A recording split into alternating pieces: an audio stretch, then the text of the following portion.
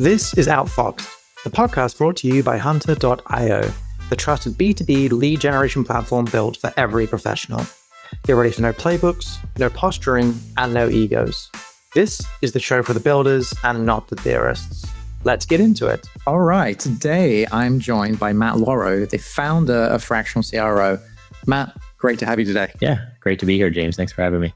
We have been talking on and off, I think, for 2 or 3 months, and I won't bore our listeners with the reason why we were talking in the first place, but once we had started talking enough, I realized that you have like a really unique story to tell people about going from sort of a corporate role through to building your own thing in terms of fractional CRO services. And today I'm looking forward to diving into that.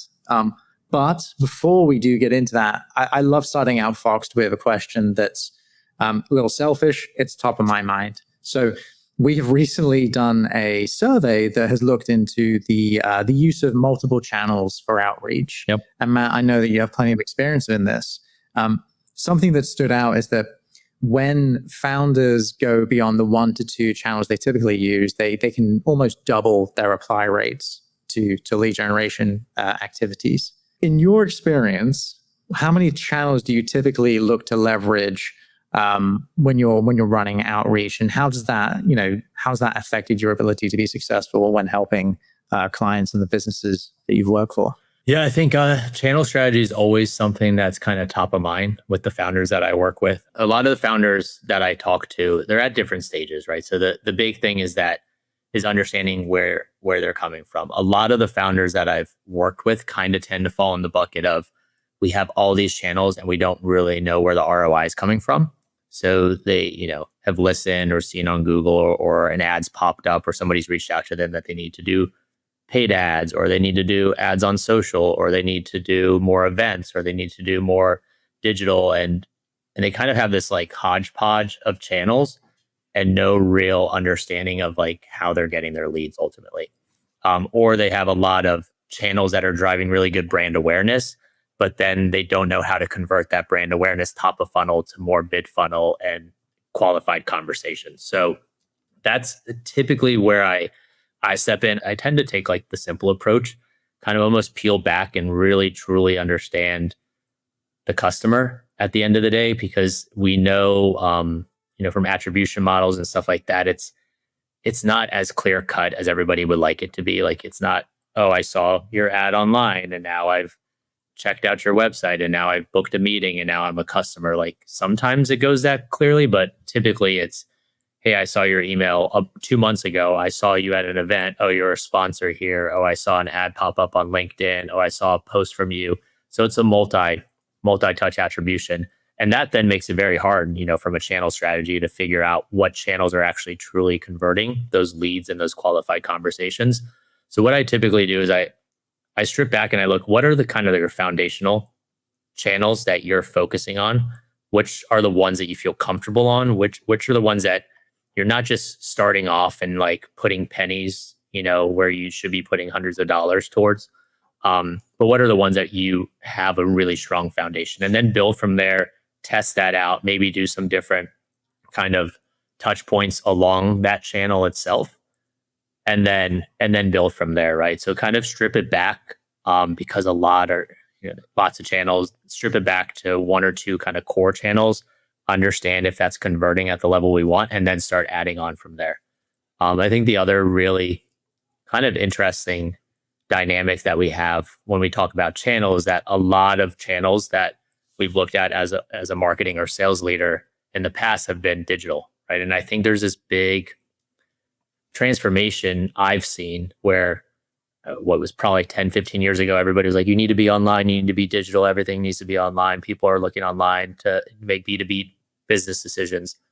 To now, everything's digital, and open rates, click-through rates, engagement rates are all tanking to a degree. I think people are now looking more towards that personal face-to-face interaction, right? You see increases in events and in-person events and stuff like that, where there was a period, obviously, with pandemic, with kind of the digital first approach, that we weren't having this like personal outreach. And I think now more than ever, especially when you have entrants like the AIs of the world blasting out marketing messages constantly, that personal, authentic, face-to-face interaction is really key. So a lot of the clients I'm working with now, that's kind of a step, right? Is they've kind of understand to a degree the digital channels. And yeah, it's a little bit of, okay, maybe we put some money here on social, or we do Google paid ads, or we do SEO, or whatever those channels are. But now it's how do we then add on the offline channels? And I think that's really key, because that's where I'm seeing really, really strong engagement. Yes, it sometimes takes more, more time, more effort, more money in some cases, but sometimes you can do face-to-face and those kind of in-person events or channels, you know, really, really cost effective and really get them up and running pretty quickly. So that, I think, is the next phase that I'm starting to see, not only in my own business, but the business that I work, the clients I work with. And that to me is super exciting, right? Because then you start to stand out and you start to differentiate yourself in just the channel strategy itself versus what everybody else in your market's doing. Right. Yeah. And I love what you said there about kind of standing out. I've always said that in times of like hyper competitive, cycles that I think a lot of us are, especially right now when it comes to sales and marketing, whether it's software or services, the best way to stand out is good positioning and therefore good messaging. But what you're saying there is kind of like the layer down from that, which is like, once you understand who you're trying to sell to, how you want to speak to them, it's then where do you speak to them? Founders don't adopt multi-channel because it's too complex. And if they were to listen to what you're saying here, and I would agree, if you were to strip back to basics and think about where are you comfortable, where are your buyers hanging out, and then how can you stand out, do those three things, then yeah, you should be able to differentiate. And to your point, like you're clearly excited. You should be. Standing out actually isn't about putting more dollars into Google Ads. Google does not need more money, I can tell you that. And it's also, it's doing something different. Like I recently spoke to a CEO of a direct mail SaaS platform, which may sound like a contradiction, but he was saying the same thing as you, Matt, which is that people are discounting offline. And actually, because we're so online, to take things offline, to go to events, to send direct mails or letters, whatever, it's almost like it's old, but it's new.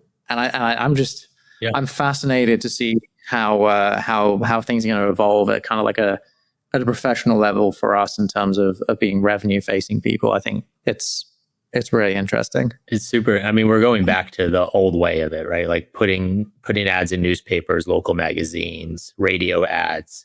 Direct mail is something I've talked to several of my clients about, right? Because I think you think about the only time you get mail that you actually enjoy is around the holidays, right? You get Christmas cards and personal pictures from family and friends. That's the only time I actually care about the mail, and my family cares about the mail. But if you've ever received something from, like, maybe you signed up for a new service or you bought a new house and the realtor sent you something, like those are really cool moments to get something that's personal, that means something in the mail, right? It's this whole idea, I call it, and a lot of marketers do, like the sea of sameness, right? There's a lot of noise, and a lot of the noise right now is on digital and messaging and all of that. And how do you continue kind of that messaging and what your customers actually care about, but look at other channels where you can really stand out, right? Because if you think of a direct mail, you're not competing with all the other digital messages that the person is seeing, right? They're collecting their mail and they're seeing your message front and center next to a bunch of junk mail, typically, right? So you have a real opportunity in those offline channels to truly stand out, because not everybody's doing that yet. So I think there's a ton of upside in that. Yes, there's a little bit more planning, a little bit more costs in some of that, but honestly, to your point, I'd rather spend less money with Google and be in that kind of sea of sameness of all my competitors and reallocate that money towards something that's really going to turn more conversions and conversations out of the marketing, right? So, right, yeah, and it's said that when you are personal, relevant, and trustworthy, you're more successful with your comms. That just applies across the board. But the thing that was really interesting to me is that with cold email, and I think this applies to what we're saying here, because there are smaller groups of people. With cold email, if you send a campaign to less than 50 people, your reply rates go from 2% to 6%. That is indicative of the importance of knowing who you're trying to talk to and spending more time to understand who they are and then providing value for them. And that's the same thing as sending direct mail or going to events.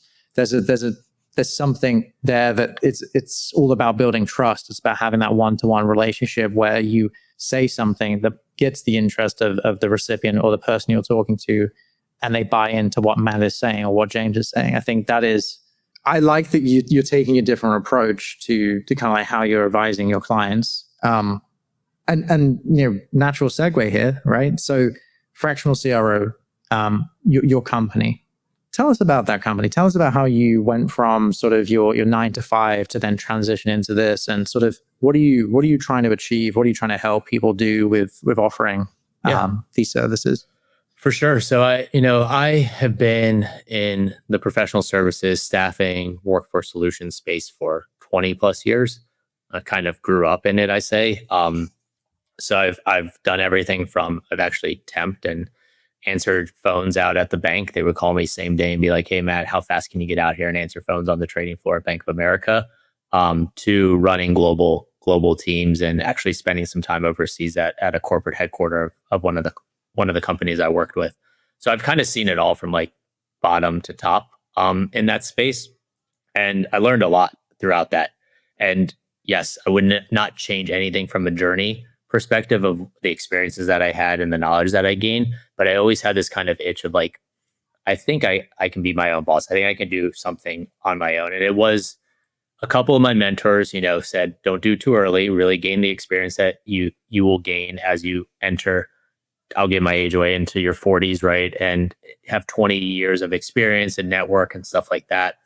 Then see if you can start to kind of test the water. And to be quite honest, James, I was uncertain. I thought I kind of knew what I was talking about, and I thought I had a lot of good ideas and answers and stuff, but I didn't really know if people would actually want those services, right, or need them or ask for them, until I started, tapping into some local friends, entrepreneurial groups, and just saying, hey, is this something that'd be interesting? Drew up kind of a business case. Talked to a couple founders locally. I'm based in Charlotte, so a couple founders in Charlotte.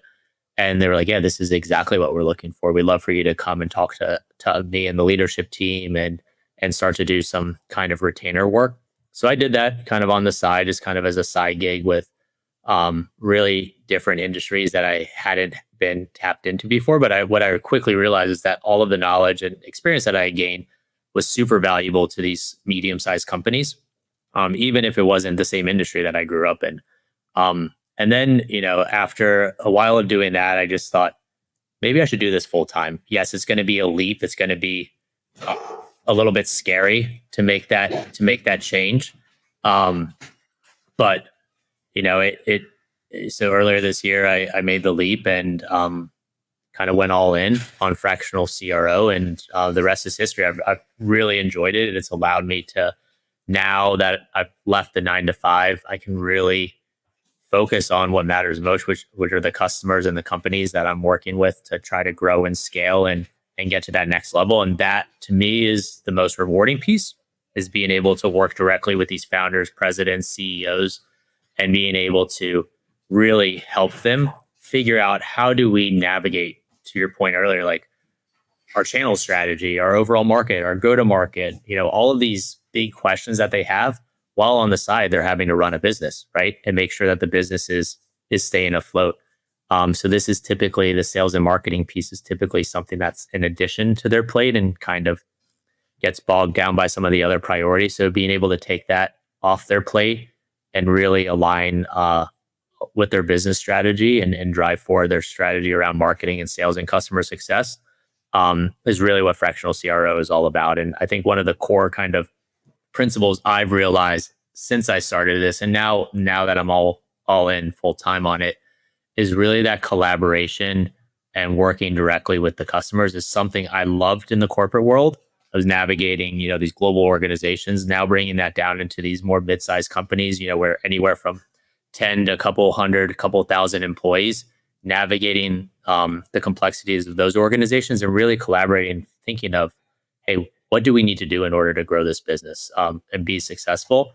But then also giving them the tools, processes, foundational pieces that then allow them to scale and grow past, me being in the seat, in a retainer basis with them. So I have spoken to probably well over 100 founders now in the last 2 or 3 years. And that's not my idea of fun, but it's been very, very, very valuable to me. And one of the things that you really get a sense of, like, first of all, to even get these sort of people onto a call sometimes is quite challenging. And then secondly, to be offering services to, let's say, probably the smaller sized companies that you do serve, there's a trust element here, isn't there? There's a trust element that it's not just, can Matt talk the talk? Can he walk the walk? There's just an inherent trust element of kind of like, this is my baby. This is something that I've built. And now I'm getting advice from you, and I'm not sure how I should approach that advice. It's a change management issue, right? So how do you go about that challenge? Like, how do you overcome that challenge of trust, right? Because trust is the number one thing that is going to help you really to be successful with what you're offering. Yeah, I think you hit that nail on the head, James. It's all about trust and credibility, right? I think the more authentic you can come across as a fractional executive coming into business, the better. I don't know all the answers. I know a lot, and I've seen a lot, but I don't know all the answers, right? So I think and I'll talk to founders and I'll talk to CEOs, and they'll say they talk to other fractional executives, in interviews or kind of pitches. And sometimes some come across as they kind of know all the answers, and they kind of are, like the parent telling the child, like, hey, you're doing it wrong. This is how you should be doing it. And that's never been my approach. Even if I know there's something glaringly obvious, like in my initial kind of consultation with an organization, I want to understand why it's there and how it's gotten there. Because to your point, it's all about change management. I can come in and say, this is everything we need to do. Here you go. Here's your gap analysis and good luck. But that's not going to change anything, right? I mean, I've been on the other side of that in the corporate world, where the big consulting companies have come in, made big changes, given us kind of that, really nice polished report. And then we kind of go back to basically doing what we did before they came on, right? Maybe some minor changes here and there, but we weren't doing anything transformational. So my biggest piece, right, is that relationship. It really comes down to that relationship. And if that means, being there face to face with them, for those initial meetings, being there in the office if it's local, being on, consistent, meetings on a week to week basis, giving updates, really getting to know the team. One of the first things I do, two of the things I do when I have a first consultation or engagement with a new customer is, one, I want to meet all the people in the organization that matter, that they think I should meet. So I typically do like 20, 30-minute conversations with everybody. And I just pack like 2 days, because it's really important for me to understand from the executives all the way down through the organization, what's happening, what's working, what's not, and really get that insight, because then that helps me. I'm not going to come in with all these assumptions. I have some ideas from some of the initial conversations, but that really helps me plan the best next steps. And then the other big thing is kind of to the point that we were talking about earlier, having client focus groups, talking directly to the clients, right? Because a lot of these founders say, oh yeah, our clients love us and this is why they love us. But a lot of that is kind of going back to that sea of sameness. We're kind of saying the same thing as every other competitor is in the market, right? So directly from those clients and having those authentic conversations with the end customer is really key, because then you can start as a marketer, as a salesperson, start really collecting what actually made them purchase, your service or solution, what keeps them staying, what made them choose you over a competitor. And then you can feed that back into your messaging framework and your go-to-market messaging to drive that consistency, right? So, and all of those, meetings not only help me learn about the business, but I think going back to your question, it really helps solidify that, hey, Matt really cares about us, and he's not just basically copy and pasting a playbook that he's done 10 million times across the business. He's actually making this very authentic to who we are as an organization and where we want to go as a company, because these founder-led organizations, they're the baby, right, of those founders. And you don't ever want to tell, somebody that their baby's ugly, right? But you want to be able to help them get the baby to the next level. So But it's a difficult balancing act to embrace the need to get feedback, but also acknowledge that this is someone else's baby. So if that's the case, in your shoes, you have these conversations with customers, users, you get the feedback.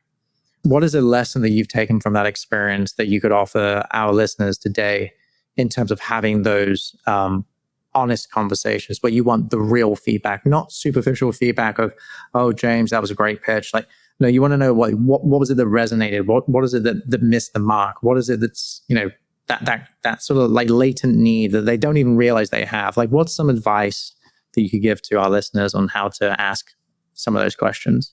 Yeah. I mean, I think the biggest is just having like an authentic conversation with your customers, right? Because I think customers are completely honest typically, right? Yes, there's some that will kind of make every like rainbow and sunshine and everything's great. But there's also been a lot of customers where I talk to and they're like, yeah, things are going really, really great. But actually this stuff, if we could do this better, that would make a huge difference, right? So I think hearing directly from the clients and your customers is huge.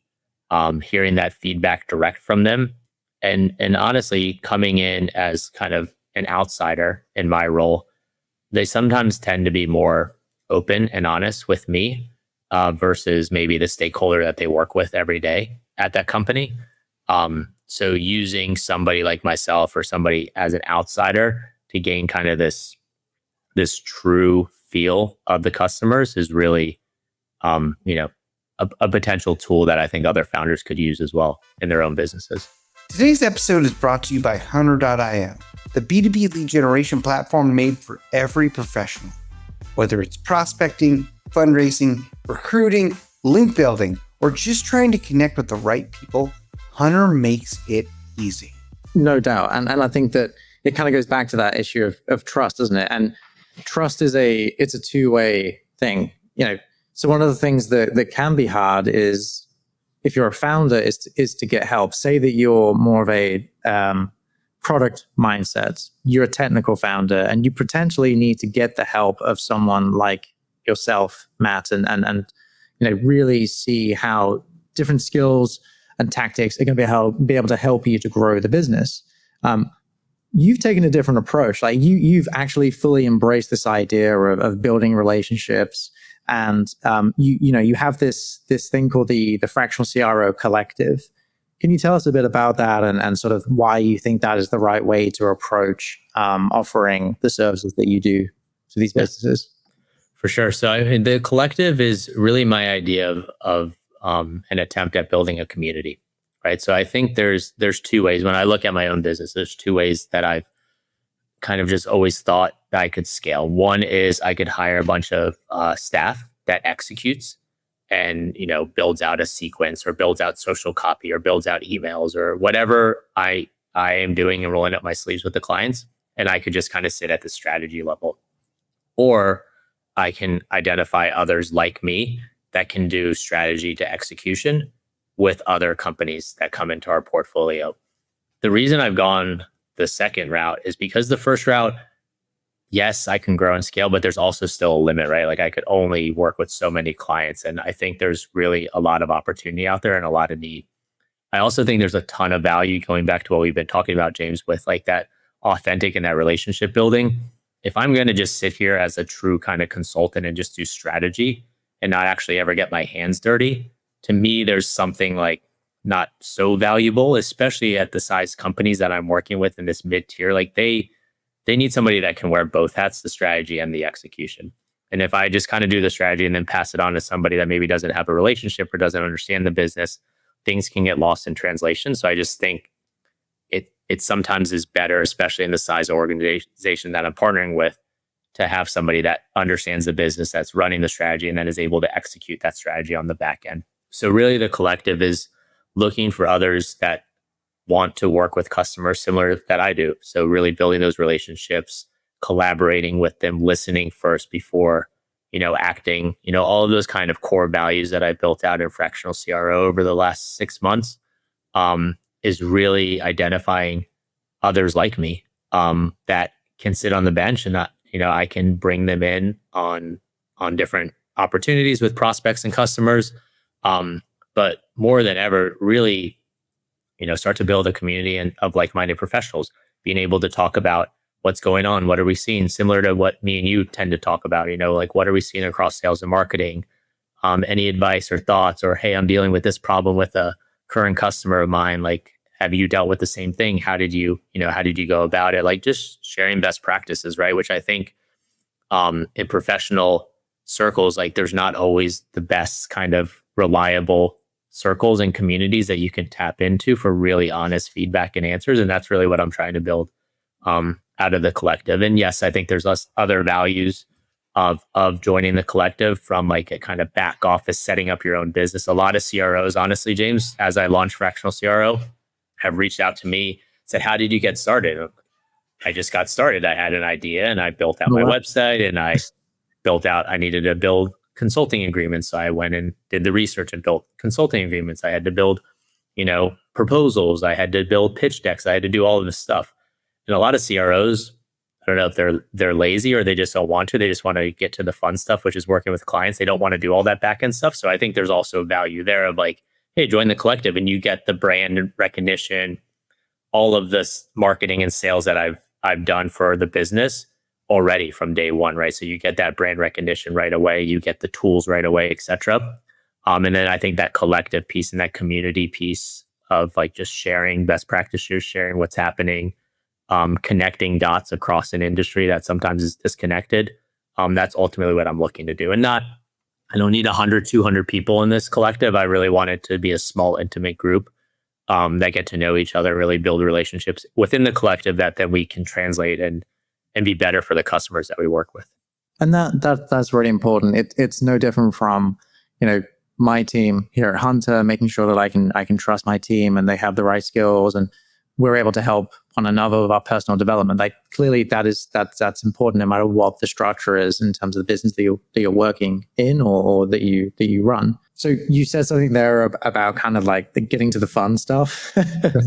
I want to get to the fun stuff in terms of like, how are you getting to market right now? Like, what are you doing to raise awareness? What are you doing to win, your customers? And sort of how are you passing on those insights? And are they influencing the services that you offer when you actually have those clients?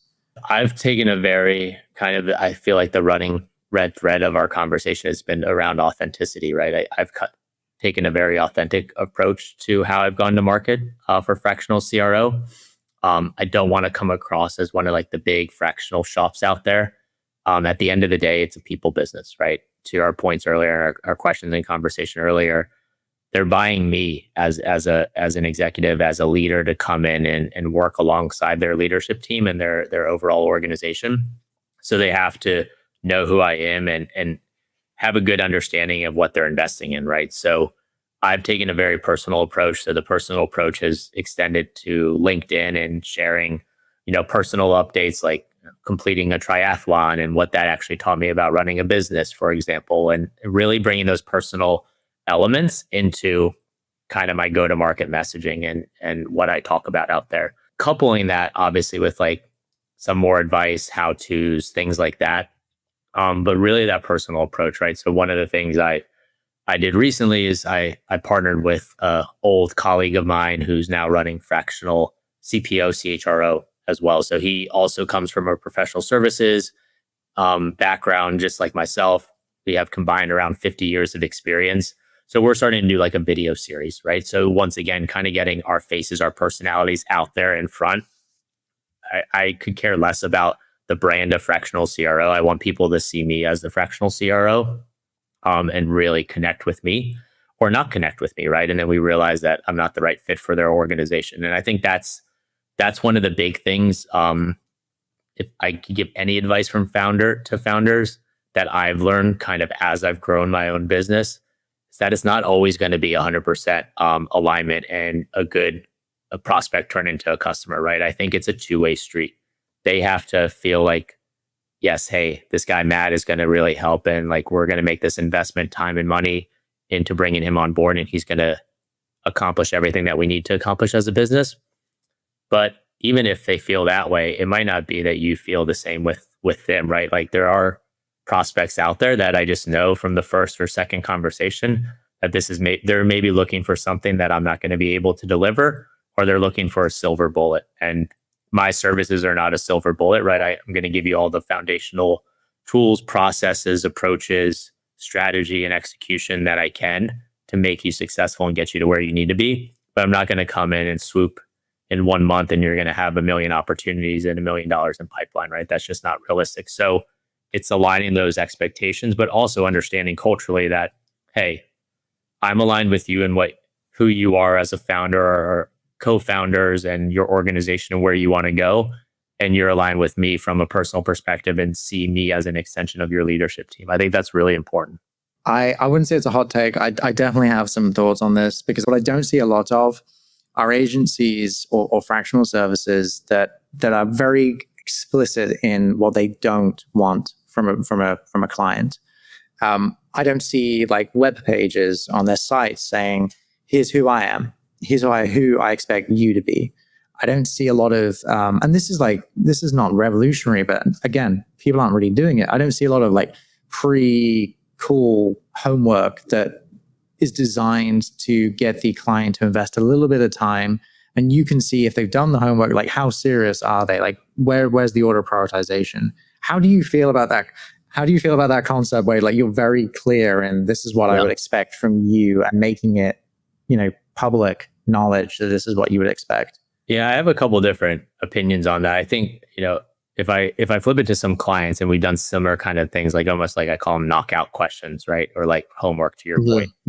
They are always a little bit hesitant that it's going to like cancel out other people that maybe they should talk to. And my opinion always is like, but are they just going to waste time, right? Are you going to waste 30 minutes, 45 minutes, an hour, talking to them, putting together a proposal, and then it's never going to work out? Or worse, you force it through, and then 6 months down the road, you're like, this was a big waste of both of our times, and I'm sorry, and this didn't work out, and it just actually caused more headaches than anything for you as a business owner. It's funny because I preach ICP all the time to all my customers, is really identifying who your ideal customer is. But to your point, like when you're starting a company, everybody's your ideal customer. Anybody that would like sign on the dotted line, you want to bring in. But then as you start to evolve and grow, you start to really find what your niche is. And yeah, I'm not opposed to it, right? I think a lot of times, at least with the founders that I'm working with, they have maybe 1 or 2 ideas in mind, but they don't really truly understand the full picture or understand really maybe where all of the pain or gaps are in their business. So it would have to be kind of, I don't know, very high level of like what you're looking for. Like I don't do, web development, right? But I could do content and messaging or something. Like you have to almost be very specific, because a lot of the initial calls I have with prospects are, they don't even know some of the problems they have, right? Until we start talking, I start asking questions, and maybe they just think, hey, we have a lead problem, or we have a go-to-market messaging problem, or we have our sales team, like we have one salesperson, they're not doing anything, right? Like, and then you start to dig in, and even 30 minutes, you can start to realize, oh, actually, there are some foundational pieces. But so I wouldn't want to knock out those conversations, because I think those are super valuable for me as a founder. And I think probably a lot of other founders to kind of fine tune their pitch and what matters to founders and prospects that they're talking to.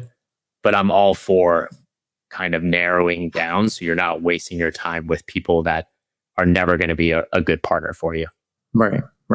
And I guess, so like, okay, so if everyone is your early customer, like your ideal customer at the beginning, how do you, in your engagements, how do you help people to actually define the ICP that clearly they need to be able to define to scale? Like, what do you do? What's that process look like? Yeah, I mean, there's 2 different ways to really approach it. There's more of like the technical data driven, like finance way of like looking at your, 3, 4, 5 years of data, like which customers were the most profitable, like reoccurring revenue, all of the data points you can pull from a CFO to really understand, okay, these are the buckets we should go after because we want that same exact customer profile.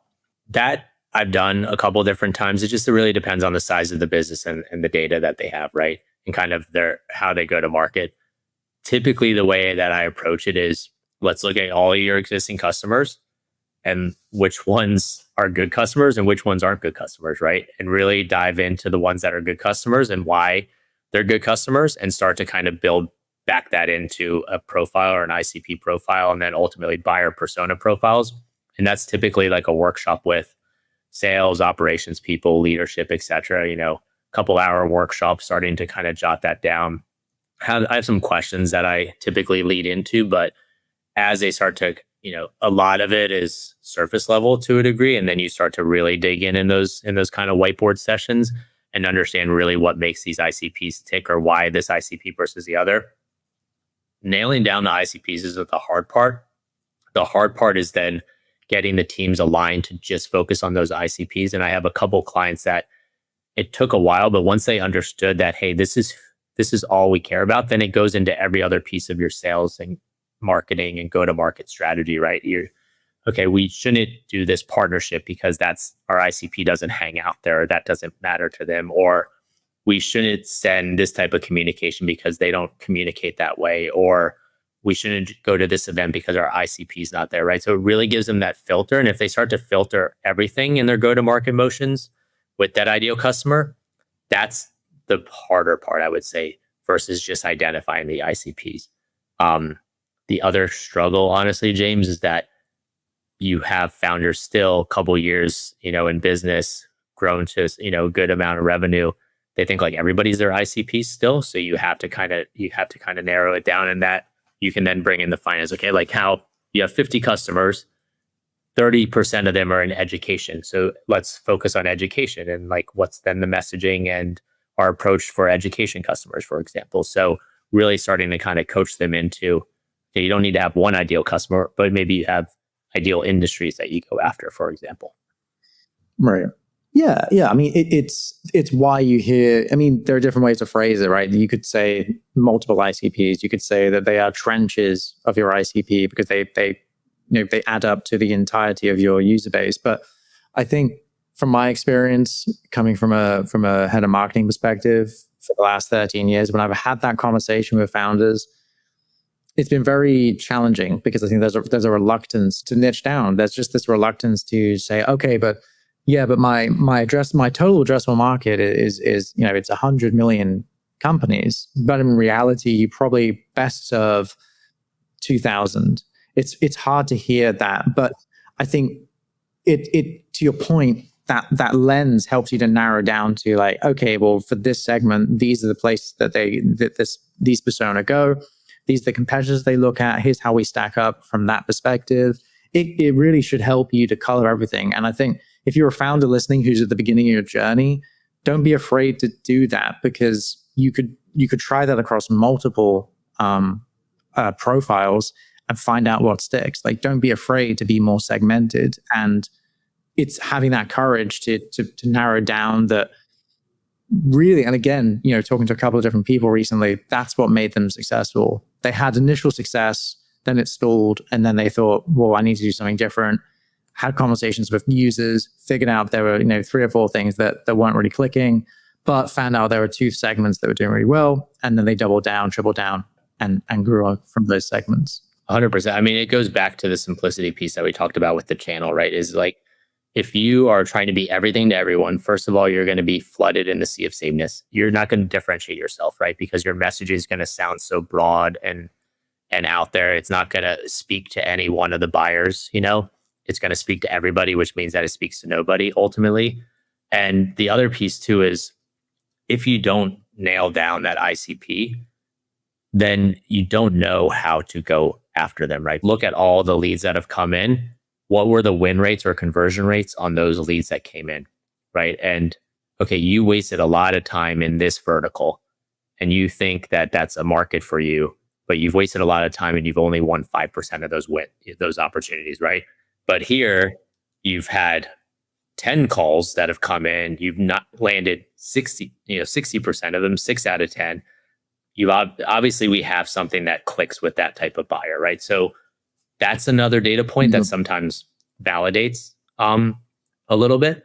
But also, to your point earlier, is like, focus on something small, be the best at that, capture as much market share as possible from that, and then use that as a vehicle and a story to then tell into subsequent verticals or ICPs that make sense, right? So, for me, come from staffing and recruitment, that is a very clear ICP that I can go after and I am going after. But what's one that is like a parallel industry? After that, I can go into professional services, right? Because that makes sense. It's aligned. You're selling solutions from a marketing and sales perspective. So don't be afraid, to your point, to start off small. Be the best in that niche and gain as much market share as possible. And then when you've totally tapped out that market, then you can add on, right? But I think a lot of these organizations, especially, you don't have a huge team. How are you going to go after an entire addressable market, with a team of 1.5 marketers and salespeople? Like, it's not possible. So really focus that small team on a small vertical and be really, really good and precise on messaging, go to market, sales approach, everything there, and then scale from there. It's exactly like we talked about the channel strategy, right? Like, simple is better. Right. Build the foundation, build the muscle memory, and then scale it from there. Yeah, and I think that that leads me into sort of this idea that I don't think a lot of people talk about. If you've gone through all this effort to define your ICP and then you found those segments you can potentially verticalize in, there's also this and I would love to hear what you think about this. Not enough people are scoring leads once they get into CRMs. Not enough people are prioritizing those leads based on the information you shared there, right? So naturally, what would flow from understanding your win rate of a particular segment is a potential score that you could assign to every lead that comes in based on the company they belong to, who they are as an individual. Why do you think that not enough people are prioritizing their leads, even though it's basic functionality that's been included in most marketing automation and CRM systems for probably close to 10 years? Yeah. I think first of all, they probably don't know what to score it on.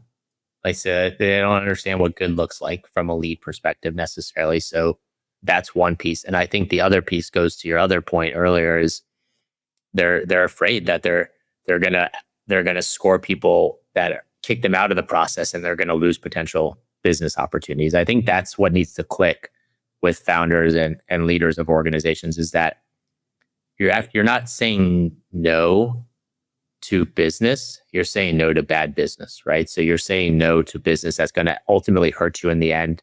It's going to drain resources, time, money, whatever, versus focusing on the ones that are going to be easy, right? You've done it before. You're copying, pasting your approach, your messaging, everything that you've done before. Why make it harder for yourself and for the end customer if you've done this before, right? Versus trying to kind of fit your value and your value prop into something that, it's like a round peg in a square hole idea, right? Like, it doesn't make sense, but I understand why people do it, because they're afraid of losing out on potential business when they should be thinking, actually, that's going to save us time, energy, and money in the future.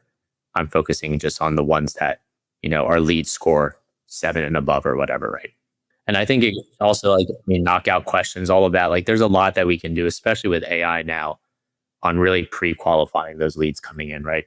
So there's a lot of tools, not only in our CRMs, but built in our CRMs or plugins, where you can have not your sales team of 1 or 2 people, or if you have a larger sales team, they're not doing some of that pre-qualification, right? You can automate a lot of that so that they're only spending their quality time with quality conversations, which I think is really key, especially in these medium-sized companies. Right. Yeah. That makes me think of sort of something really that you hear a lot about cold email, is that it is square peg, round hole. And I believe that when a cold email is of high quality, it can actually lead to something.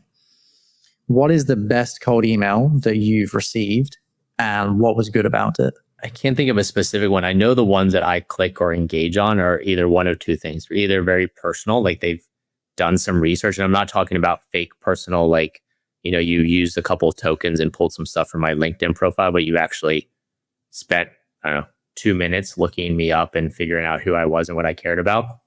Those, or just like super humorous or like consistent too. Like, I've gotten several cold emails that, it's part of a sequence. Like, I think anybody knows, but I definitely know from my seat, it's part of a sequence. But just the consistency of it and the being able to not give up, I think, because I've been on the other side. I've been a salesperson. I still am a salesperson. And like, I know how frustrating it is when you don't hear after 20 touch points, but like that consistent touch, staying top of mind. If somebody's constantly followed up with me multiple different ways and use humor at some point there, just because I react to humor better than other things, I think that those have really always, just the creative kind of humorous ones, I tend to at least give them a little bit of time. Like, hey, that was good. Like I want to kind of see the see who's behind that. I mean, a perfect example is, I just had it today, is we need to clean the outsides of our windows at our house. And there's 10 million window cleaning companies in Charlotte where I live. Right. I receive probably text messages and emails from thousands of them, right? But there was one that stood out in just kind of their approach. They were humorous. I saw some advertisements. They popped up on Instagram. I got some emails from them, and just they just made fun. Like they made fun of their industry basically, and you could tell they were having fun. Like the founders and the workers were having fun. So I think that personal approach and the fun humor, like, we're spending so much time working, like we might as well have fun and enjoy it and be with people that enjoy it. So I'd much rather give my money to clean windows to somebody that comes across as they really enjoy this job and love doing what they do, versus somebody that just, happened to give me a discount or like hit me at the right moment. Right. So I think that the humorous side and the personal side are really key for me in any outreach, email or anything else. The data would support what you just said there. Apart from the funny thing, everything else you said there is exactly what the best practices would agree with. Before we wrap up, what is one piece of advice that you wish you could have given yourself before the fractional CRO journey began? I think one piece of advice I give myself is, don't be so hard on yourself. I think, I don't know if you're anything like me, James, but probably a lot of founders are just hard on themselves, or they're worried about stuff they can't control. And I've realized in the time that I've been doing this that there's a lot that you can't control, right? But if you can show up every day, ready to do something positive and in the right direction for your business, good things are going to happen. Yes, you're going to have bad days. I mean, there's plenty of days where I wake up and I know this is not going to be a good day, or you get a phone call or an email or something doesn't, you thought you were going to land that one client and it doesn't work out. Like that stinks for sure. But I think like if you let that dictate how you run your business and what gets you up in the morning, then you're going to crush yourself a lot earlier than you need to. I think pushing that aside and really focusing on why you've done this. And so for me, going back and saying, hey, you left the corporate world because of ABC reasons. You're doing this and you're excited to wake up every morning. Just kind of reiterating that to yourself, I think is really key as you're growing something, especially if you're a sole entrepreneur or you have a team. I mean, I think either way, it's really important to remember why you started and not be hard on yourself. Those are brilliant words to end this episode. I've had a great time talking to you, Matt. Thank you again for joining us. Everyone, that is Matt Lauro, the founder of Fractional CRO. If you want to hear more about Fractional CRO, we will be sharing information in the description of this episode, as well as Matt's contact details. Matt, once again, thank you so much for joining us. Awesome. Thanks, James. Thanks for having me. It was great. Thanks, Matt. If you like what you heard, please like, subscribe, and explore even more of the Outfoxed community by visiting www.outfoxed.hunter.io.